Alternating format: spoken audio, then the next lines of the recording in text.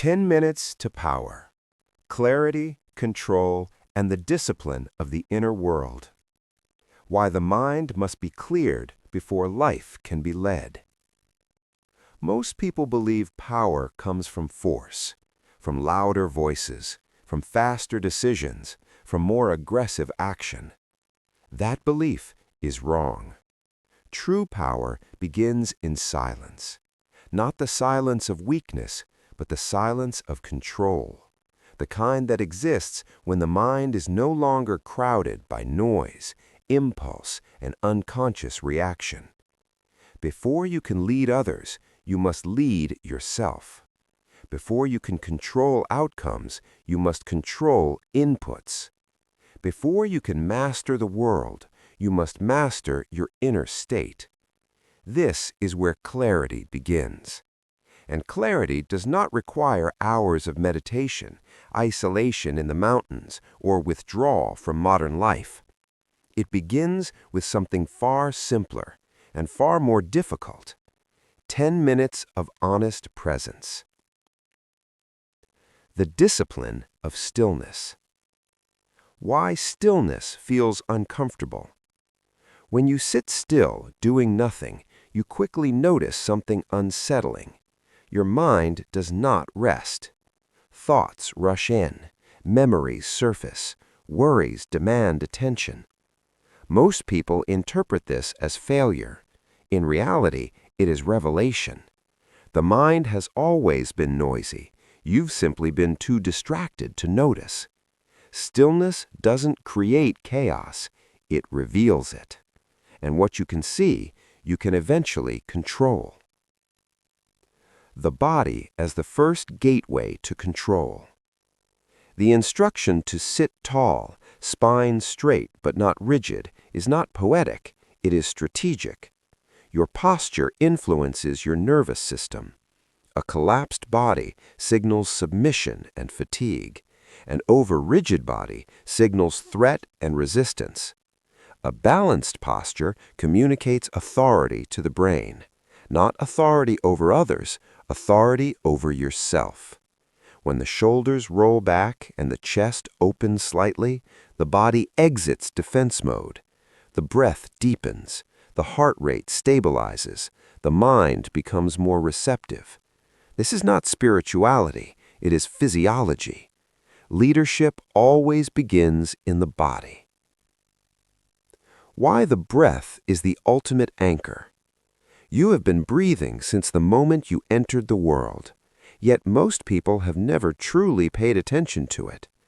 The breath is unique because it exists in two worlds. It is automatic and it is controllable.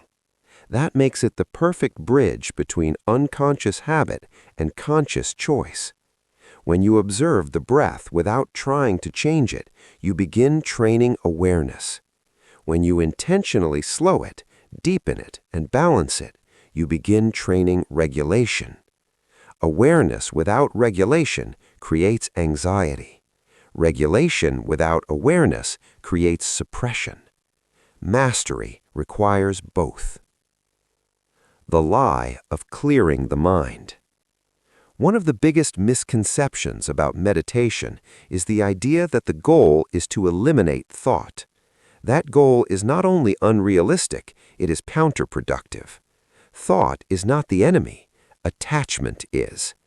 A disciplined mind does not eliminate thoughts, it observes them without obedience. When a thought arises and you immediately react, emotionally, verbally, behaviorally, you have surrendered control. When a thought arises and you simply notice it, you remain sovereign.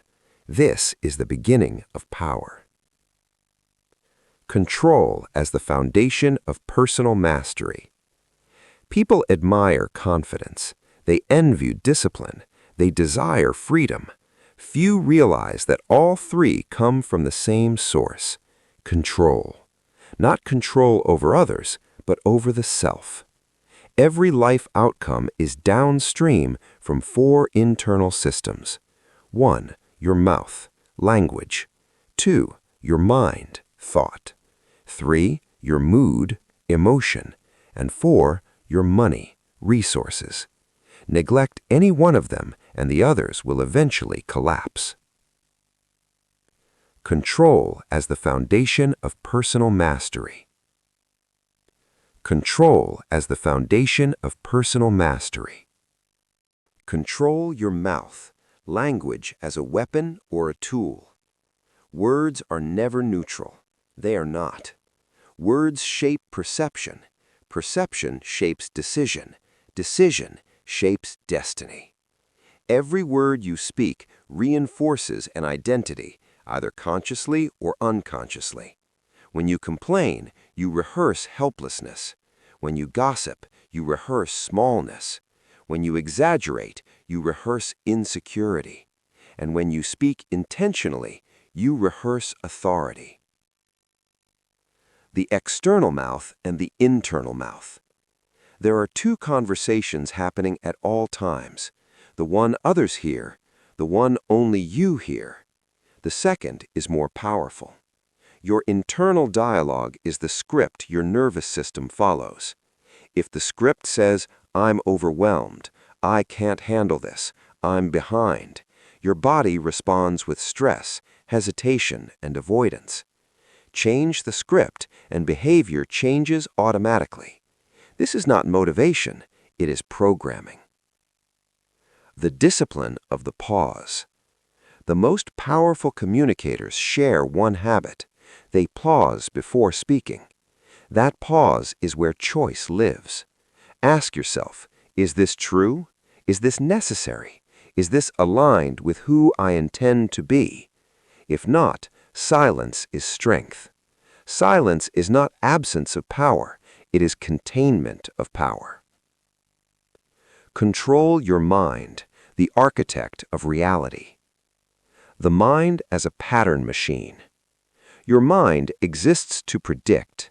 It scans for threat. It anticipates outcomes. It fills gaps with stories. Left untrained, it defaults to fear, not because fear is accurate, but because fear is efficient. Efficiency kept humans alive. It does not help them thrive. Attention is the real currency. What you focus on grows, not metaphorically, but neurologically. Repeated attention strengthens neural pathways. That is why rehearsed fear becomes anxiety. Rehearsed doubt becomes identity. Rehearsed discipline becomes confidence. You do not rise to the level of your goals. You fall to the level of your focus. Mental discipline is not positivity. Controlling the mind does not mean pretending everything is fine. It means choosing thoughts that move you forward instead of trapping you. Ask better questions. What is within my control? What is this teaching me? What is the next disciplined action? The mind follows questions. Lead it well. Control your mood, emotional sovereignty. Why emotions are powerful but unreliable. Emotions provide information, not instruction. They tell you what you feel, not what you should do. The moment you treat emotions as commands, you surrender leadership of your life.